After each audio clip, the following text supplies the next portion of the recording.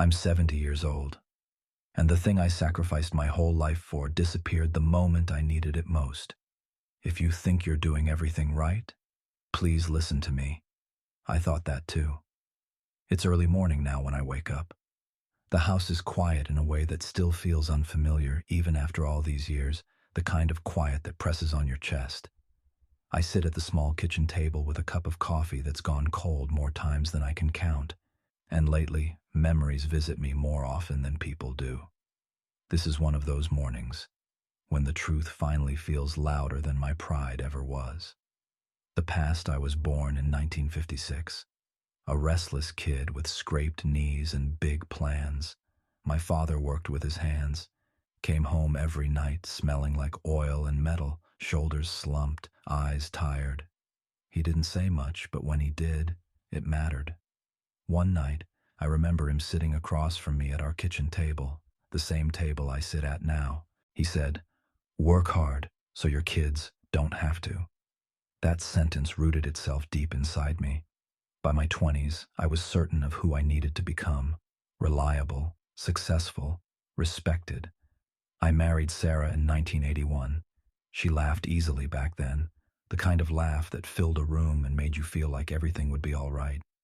We bought a small house near the edge of town, yellow siding, one bathroom, a creaky staircase.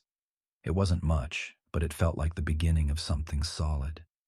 When our son Michael was born, I stood in the hospital hallway holding a coffee I hadn't touched. I promised myself he'd never worry about money the way I did growing up. That promise became my compass.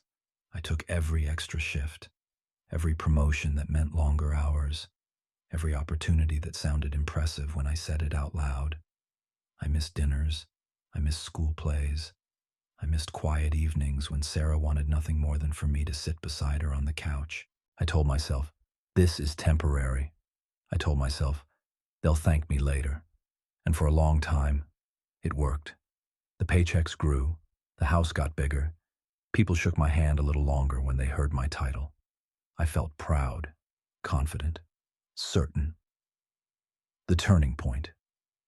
It was 1994 when Sarah said something that still echoes in my head. We were standing in the kitchen. Michael was already asleep upstairs. She leaned against the counter, arms crossed, eyes tired in a way I hadn't noticed before.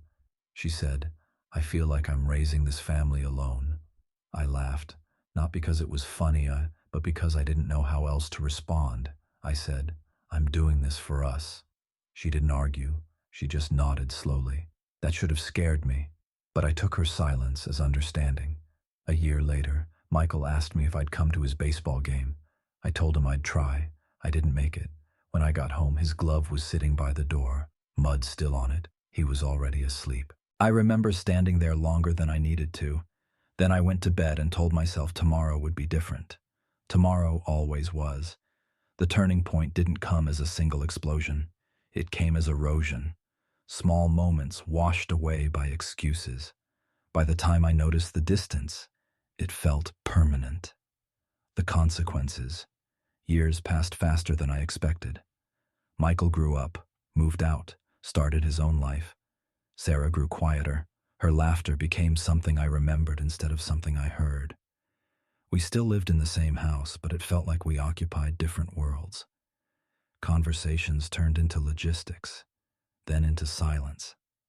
In 2012, she sat across from me at that same kitchen table and said, "I don't think you see me anymore."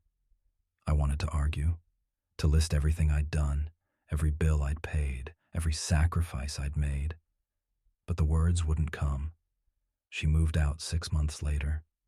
The house felt enormous after that. Every room echoed with what used to be. I threw myself deeper into work. It was the only place I still knew who I was. Then came retirement.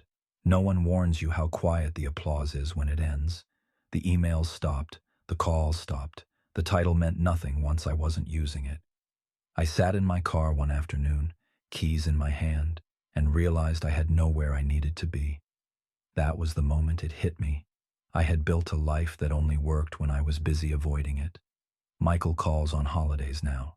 We talk about the weather, about his job. There's love there, but there's also a distance I don't know how to cross anymore. Sarah sends a card on my birthday. Her handwriting is the same. Everything else is different. The wisdom. Here's the truth I learned too late. The things I thought I was providing weren't the things they needed. They needed me to be there, to sit at the table, to listen without checking the clock. I thought love was proven through sacrifice, through exhaustion, through responsibility. But love is presence. It's showing up when it's inconvenient. It's choosing people even when no one's watching. I thought I had time. I thought moments could be rescheduled. They can't. Now, at 70, I understand something I never allowed myself to see. Success doesn't keep you warm at night. It doesn't remember your laugh. It doesn't forgive your absence. People do, and they only wait so long. If you're still in the middle of your life, please hear me. Don't wait for the perfect moment to show up. Call them, sit with them, listen. I can't change my past, but you still can shape your future. If this story stayed with you, stay here. There's more truth I wish I'd learned sooner.